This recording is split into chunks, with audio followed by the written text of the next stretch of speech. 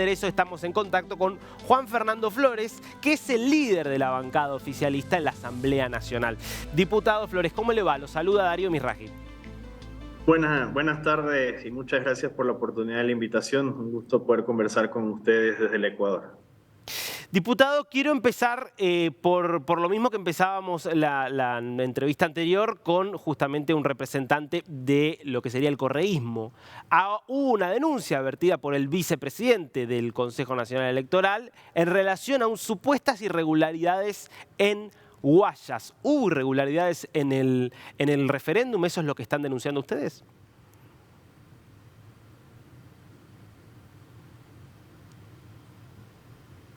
Diputado, ¿me escucha?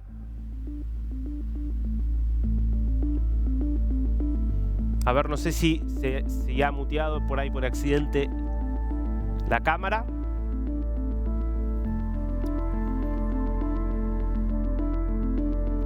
¿Diputado?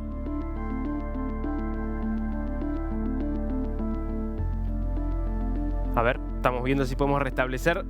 Bueno, hablábamos más temprano con Ferdinand Álvarez, que es de Unión por la Esperanza, un representante del correísmo que obtuvo varios resultados favorables el domingo. Nos parecía interesante ahora tener la otra mirada, que es la mirada desde el oficialismo. A ver, diputado Flores, si me escucha ahí. No, lo escucho y sin duda los procesos que estamos viviendo en el ámbito electoral nos llevan ahora a tener que tomar definiciones. Si bien existe una denuncia que ha realizado el vicepresidente del Consejo Nacional Electoral, ese es un elemento que tendrá que investigar tanto el propio Consejo como la Fiscalía para determinar si existen responsabilidades y, más allá de eso, si existe de alguna manera un perjurio al proceso electoral. El presidente de la República ha sido claro, hemos escuchado el mensaje del pueblo ecuatoriano y en función de eso hemos tomado la decisión de hacer cambios desde el gobierno nacional para responder ese mensaje que los ecuatorianos nos han dado, entendiendo de que tenemos que hacer cambios para mejorar las políticas y que en función de ello se establezcan caminos que permitan sacar adelante al país.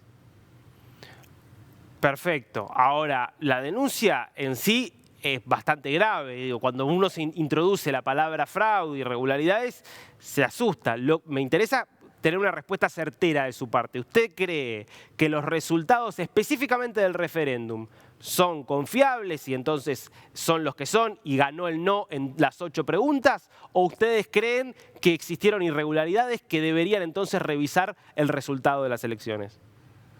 El mensaje del presidente de la República ha sido claro y es que nosotros reconocemos como demócratas la voluntad del pueblo ecuatoriano y en función de ello el mensaje que se dio el pasado 5 de febrero. Todo lo referente a esta denuncia es un elemento que ha hecho el propio Consejo Nacional Electoral o uno de los consejeros y que se ha hecho eco dentro del propio proceso que lleva el Consejo Nacional Electoral. Mal haríamos nosotros en este punto generar una situación de incertidumbre sobre ello. Si se determina y dictamina que hay un proceso que ha visto afectadas las elecciones, esa es una resolución que tendrá que tomar el Consejo Nacional Electoral. No somos nosotros ni los voceros de la denuncia ni quienes hemos establecido ello. Tendrá que ser el propio consejero Enrique Pita quien pueda responder en ese sentido cuál es su posición. Al menos nosotros del Gobierno Nacional tenemos una posición en estos momentos. Vamos a hacer los cambios escuchando al pueblo ecuatoriano para que se pueda establecer en función de eso una mejor política que nos permita sacar adelante al país. Todo lo demás es secundario mientras el pueblo ecuatoriano sea el que se coloque por delante en estos momentos. Bien. Yendo entonces ahora al resultado de las elecciones, que entonces todos llegamos a creer que son transparentes y básicamente reflejan la voluntad popular.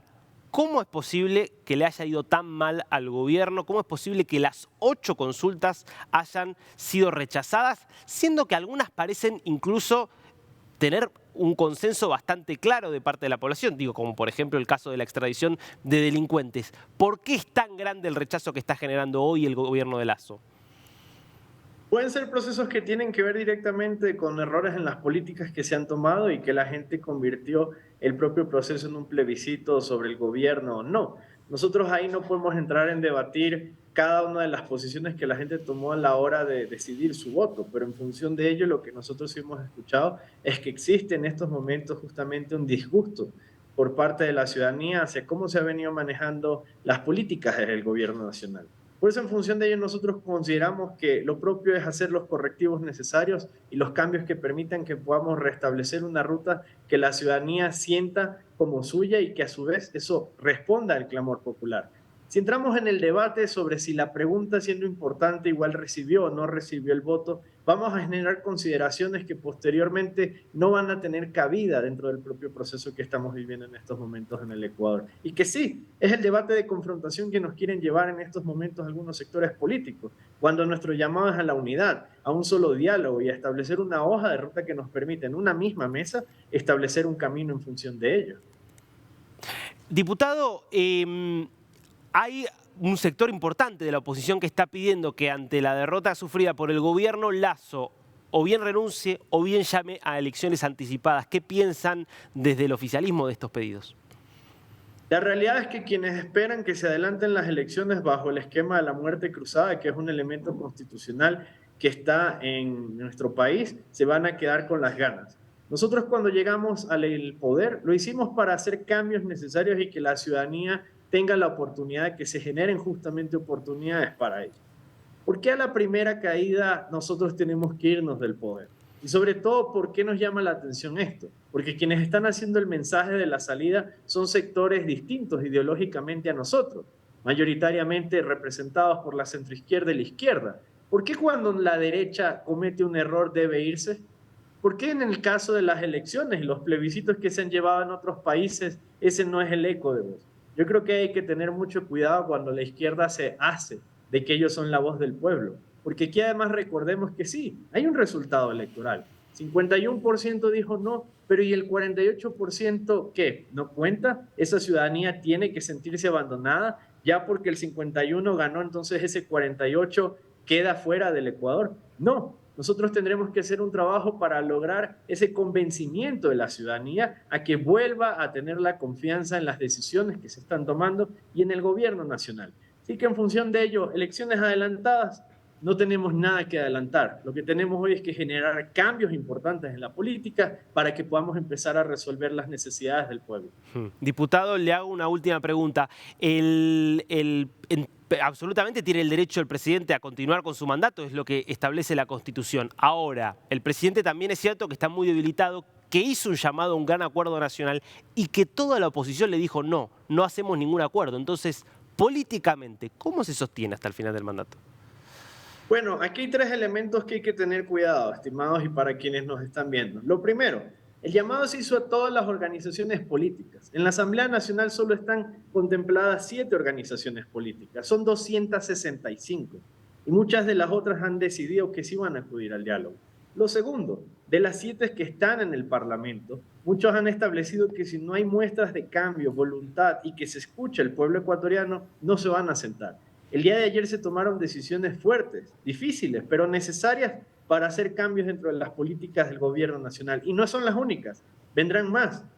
Cuando estos cambios se den, se materialicen, de aquí a la próxima semana, haremos un nuevo llamado en función de eso y veremos qué barreras que algunos estaban colocando para sentarse van a estar prestas y dispuestas para que puedan estar en la mesa. Así que aquí no es un tema de quién juega adelantado o quién pega primero. Nosotros tenemos que respetar la voluntad del pueblo ecuatoriano, todos, entendiendo de que el país lo hacemos quienes votaron por el no y quienes votaron por el sí. Y para esos 18 millones de ecuatorianos es que tenemos que trabajar. Y no tenemos miedo de hacerlo. Sabemos que va a ser difícil, que es un gran reto, pero para eso la gente nos puso hoy donde estamos para tomar las decisiones que tenemos que tomar. Diputado Juan Fernando Flores, muchísimas gracias por este tiempo con DNews. Muchas gracias a ustedes por la invitación.